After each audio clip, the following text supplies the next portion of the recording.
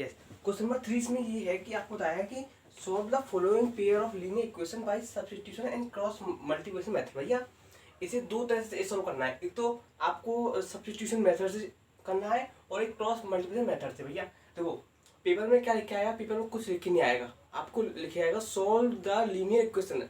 आप इस इक्वेशन को सॉल्व करिए किसी भी मेथड से। भैया मैं पहले एक काम करते हैं, आप इसका सब्स्टिट्यूशन मेथड से कर दे रहे हैं, तो सब्स्टिट्यूशन मेथड के लिए आपको पता है कि आपको क्या करना है। ये 3x है, तो देखिए 3x equal to 4 minus 2y। अब x equal to 4 minus 2y upon 3, ठीक है। अब जो x की वैल्यू वाली इसमें पुट कर दीजिए। जब 8 में आप इसकी वैल्यू पुट करेंगे तो 8 into 4 minus 2y upon 3 plus 5y equal to 9, ये तो वैल्यू है। अब देखिए 4 8 है 32, मतलब 32 upon 3 minus 16y upon 3 plus 5y equal to 9। भैया देखो उसका एल्सियम तो आ ही जाएगा। एल्सियम में आ गया 3, तो ये 32 minus 16y plus 15y equal to 27। अब 27 कैसे आया, ये देखो जब एल्सियम आएगा 3, तो ये जो एल्सियम आएगा 3 ये वाला, तो इसका इंटू चलाएगा और 27 हो जाएगा। तो यहाँ आप देख रहे हैं माइनस वाई, इसकी वैल्यू यहाँ जाएगी 27 माइनस 32 आ जाएगा, या 3 और 5, मतलब वाई की value -5 minus y equal to, तो वाई की वैल्यू आपके आ गई 5, ठीक है। अब जब वाई की वैल्यू 5 है तो इसमें वाई की वैल्यू पुट कर दीजिए।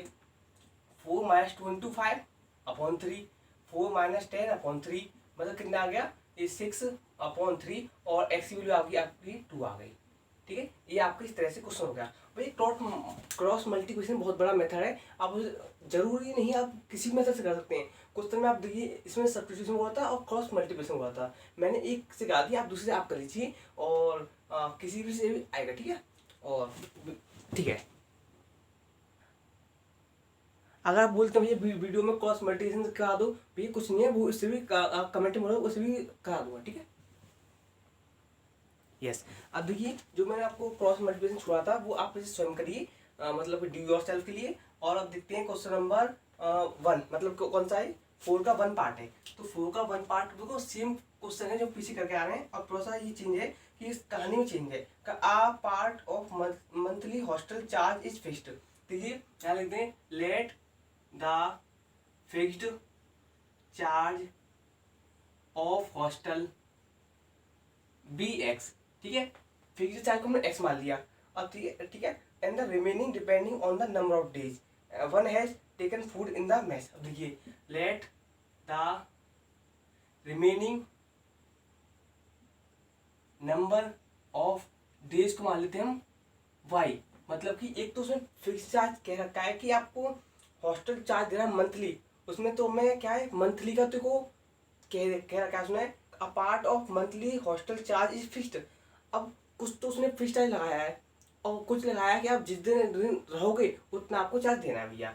अब उस बंदे ने क्या है खाना मंगाया था, तो उसे क्या है when a student A takes food for 20 days, मतलब जब वो स्टूडेंट हॉस्टल में रहेगा उससे बोला तो भैया आप जब आप खाना मंगाया उसने 20 डेज के लिए, तो उसे पे करना पड़ा कितना 1000 as a hostel charge.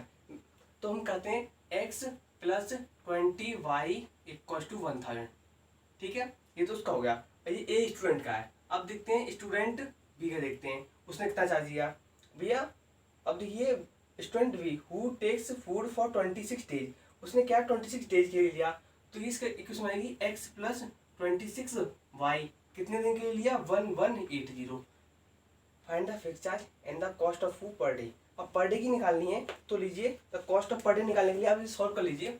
Solve के लिए इसे इक्वेशन को हम क्या इंटरेस्टिंग कर दे रहे हैं, देखिए अपोजिट साइड कट जाएंगे, ये -6y इक्वल टू -180 आएगा, और माइनस माइनस y के लिए 30 आंसर आ गया, ये आ गया 30। अब वैल्यू इसमें पुट कर दीजिए, इसमें पुट कर दे रहे हैं, ये सही रहेगा x plus 20 into 30 equal to 1000, ये कितना आएगा 600 आएगा। जब 600 इधर जाएगा तो x की वैल्यू आएगी आपकी 400 आ गया, मतलब कि फिक्स चार्ज है वो 400 है, और जो आपका जो रिमेनिंग नंबर ऑफ डेज है वो आपको क्या है 30 दे रखा है।